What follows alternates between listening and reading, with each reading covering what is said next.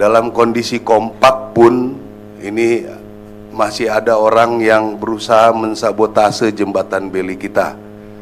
2 hari yang lalu mungkin ada ditayangkan ininya, dibongkar baut-bautnya. Ya. Kami juga tidak menyangka ada orang sebiadab ini ya, terus terang saja.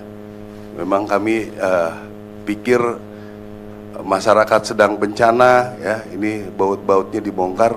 Jadi dalam kondisi begini pun masih ada kelompok-kelompok orang yang mau bisa dikatakan arahnya kepada pemerintah ya, mengorbankan masyarakat yang sedang bencana pun mau dikorbankan.